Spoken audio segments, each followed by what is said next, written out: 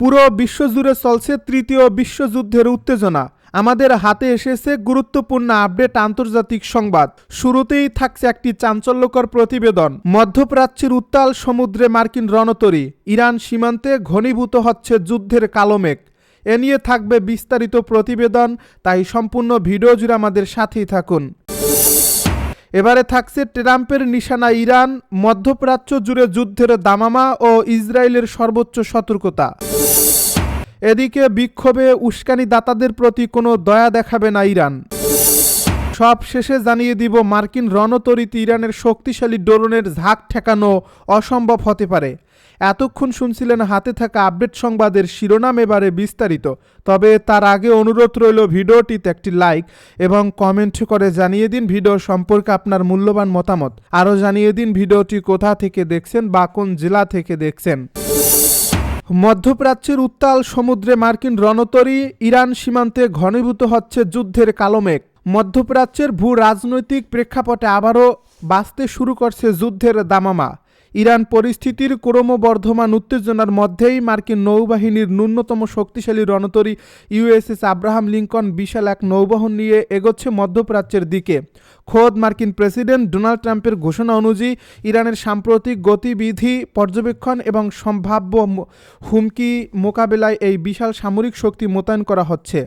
মার্কিন প্রতিরক্ষা দপ্তর পেন্টাগন নিশ্চিত করেছেন যে একটি পূর্ণাঙ্গ বিমানবাহী রণতরী স্ট্রাইক গ্রুপ আগামী কয়েকদিনের মধ্যে নির্ধারিত গন্তব্যে পৌঁছাবে। এই বহরে ইউএসএস আব্রাহাম লিঙ্কনের পাশাপাশি রয়েছে একাধিক শক্তিশালী আর্লি বার্গ শ্রেণীর ডেস্ট্রয়ার, যা অত্যাধুনিক টমাহক ক্রুজ ক্ষেপণাস্ত্র দ্বারা সুসজ্জিত। আমেরিকার এই মরণাস্ত্র ইরানের ভূখণ্ডের গভীরে যে কোনো নিখুঁত লক্ষ্যবস্তুতে আঘাত হানতে সক্ষম।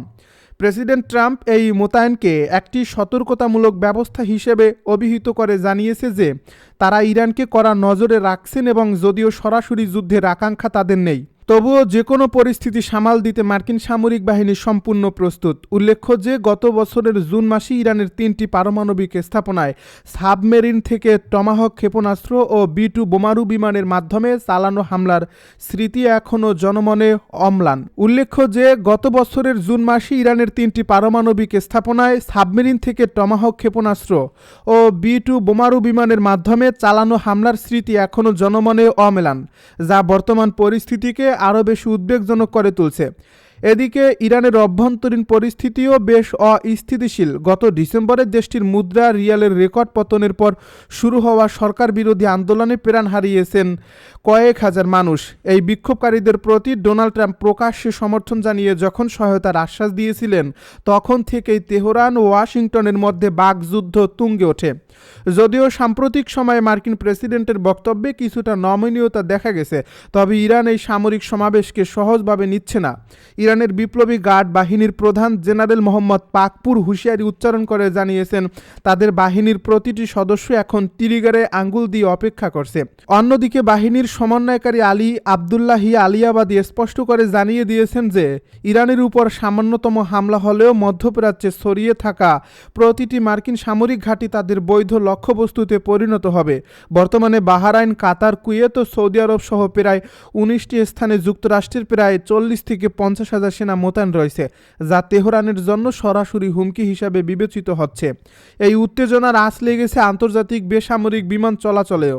নিরাপত্তা শঙ্কার কারণে এয়ার ফ্রান্স, KLM এবং লুক এয়ারের মতো নামী বিমান সংস্থাগুলো সাময়িকভাবে দুবাই ও তেল আবিবগামী ফ্লাইট স্থগিত করতে বাধ্য হয়েছে। একই সময়ে ওয়াশিংটন ইরানের উপর অর্থনৈতিক চাপ আরও বাড়াতে নতুন করে 9টি জাহাজ ও তাদের মালিকদের উপর নিষেধাজ্ঞা জারি করছে। মার্কিন ট্রেজারি বিভাগের দাবি, নিষেধাজ্ঞা অমান্য করে তেল বিক্রির অর্থ ইরান সরকার অভ্যন্তরীণ দমন পীড়নে ব্যয় করছে। মধ্যপ্রাচ্য জুড়ে যুদ্ধের দামামা ও ইসরায়েলের সর্বোচ্চ সতর্কতা। মধ্যপ্রাচ্যের ভূ রাজনৈতিক আকাশে এখন ঘোর অনিশ্চয়তা আর যুদ্ধের ঘনঘটা। পারস্য উপসাগরের নীল জলরাশি থেকে শুরু করে তেহরানের অলিগলি সবখানেই এক চাপা উত্তেজনা। ইসরায়েলি গোয়েন্দা সংস্থা ও সংবাদ মাধ্যমগুলোর দাবি অনুযায়ী ইরানে যে কোনো মুহূর্তে বড় ধরনের সামরিক অভিযান শুরু হতে পারে ওয়াশিংটন।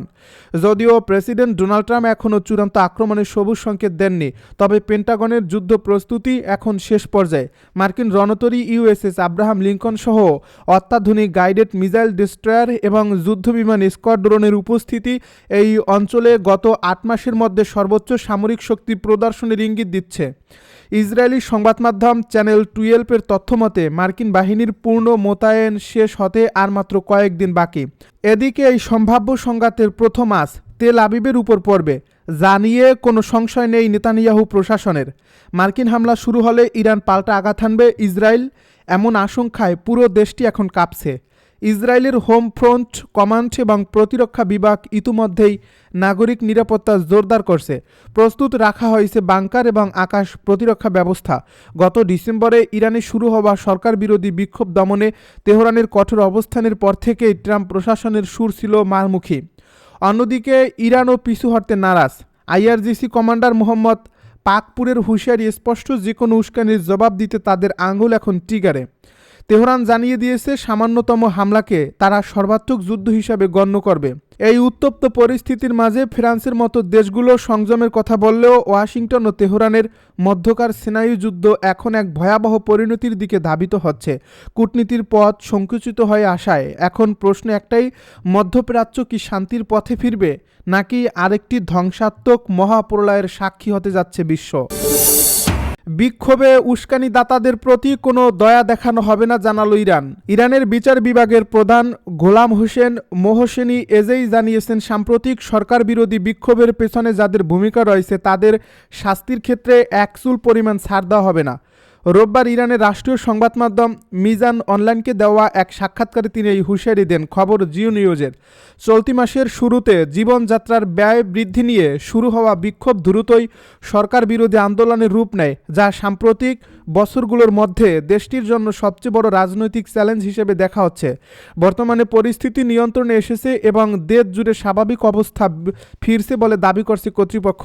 মোহসেনি এজেই বলেন, জনগণ ন্যায্যভাবেই দাবি করছে দাঙ্গা, সন্ত্রাস ও সহিংসতার মূল অভিযুক্তদের দ্রুত বিচারের আওতায় এনে দোষী প্রমাণিত হলে কঠোর শাস্তি দিতে হবে।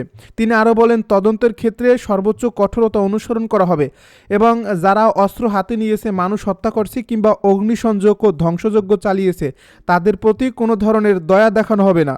ইরান সরকার জানিয়েছে, বিক্ষোভে মোট 3117 জন নিহত হয়েছেন। এর মধ্যে 2427 জনকে শহীদ হিসেবে উল্লেখ করা হয়েছে, যাদের মধ্যে নিরাপত্তা বাহিনীর সদস্য ও সাধারণ নাগরিকরা রয়েছেন। সরকার পক্ষ থেকে নিহত অন্যদের দাঙ্গাকারী হিসেবে আখ্যা দিয়ে দাবি করা হয়েছে তারা যুক্তরাষ্ট্র ও ইসরায়েলের উস্কানিতে সহিংসতায় জড়িয়েছিল।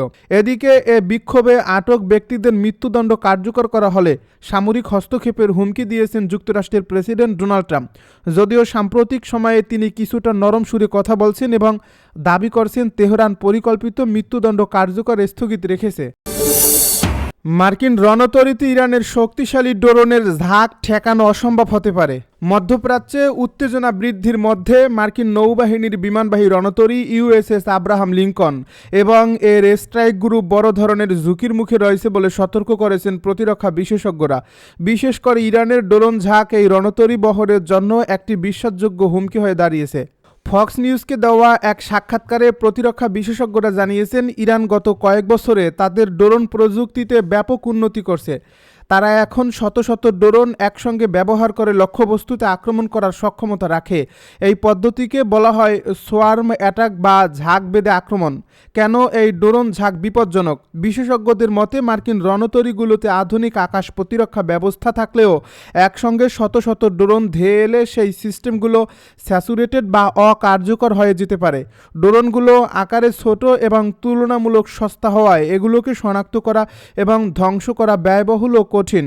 যদি একটি বড় ড্রোন ঝাঁকের মাত্র কয়েক শতাংশ প্রতিরক্ষা ব্যবস্থা ভেদ করে রণতরীতে আঘাত করতে পারে, তবে তা বিশাল ক্ষয়ক্ষতির কারণ হতে পারে। ড্রাগন ফ্লাইয়ের সিইও এবং সহ প্রতিষ্ঠাতা ক্যামেরন চেল সতর্ক করে বলেছেন যে স্বল্প মূল্যের ড্রোন বা মানববিহীন আকাশযানের উপর ইরানের ক্রমবর্ধমান নির্ভরশীলতা মার্কিন নৌবাহিনীর উচ্চ মূল্যের সম্পদগুলোর জন্য একটি বিশ্বাসযোগ্য বিপদ হয়ে দাঁড়িয়েছে। এর মধ্যে USS Abraham Lincoln aircraft carrier strike group রয়েছে। ফক্স নিউজ ডিজিটালকে চেল বলেন, ইরানের ড্রোন সক্ষমতায় এখন কোটি কোটি ডলারের শক্তিতে পরিণত হয়েছে। তিনি আরও ব্যাখ্যা করেন, স্বল্প মূল্যের ওয়ারহেড এবং সস্তা ড্রোন প্ল্যাটফর্মের সমন্বয়ে ইরান এমন এক অপ্রতিম হুমকি তৈরি করছে যা অত্যন্ত অত্যাধুনিক সামরিক ব্যবস্থার বিরুদ্ধেও কার্যকর।